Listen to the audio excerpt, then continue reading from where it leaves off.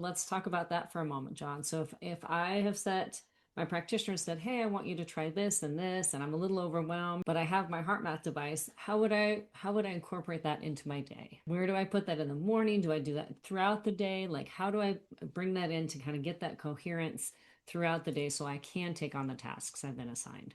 That to me, Lainey, that's a great question. And that really depends. That's one of the things I learned in coaching and working with senior executives and athletes and other folks that I work with as well. The practice session, we're suggesting that people will see and feel significant benefits if they can do this 3 to 5 minutes at a time, twice a day. And I always suggest do it, especially before you fall asleep at night. It synchronizes nervous system activity. You'll tend to fall asleep quicker with less restlessness. Tend to wake up restless less in the evening. Wake up in the morning with more energy, more vitality. You'll sleep better. It improves sleep habits if you do that. But 3 to 5 minutes at a time, a couple of times a day is a good place to start. And then, Mrs. Patient, when do you think you can work this in? Tell me what your morning is like.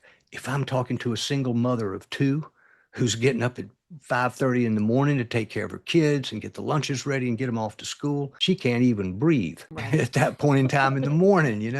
So after the kids go to school and she drives to work, maybe you can take 3 to 5 minutes just sitting there in your car before you get out of the automobile. How does that sound?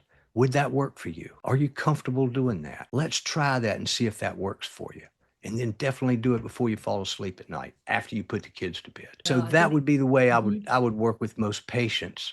And I've worked with senior executives before where I've recommended that, and they'll say, "Oh, John, you gotta realize I just don't have time for that."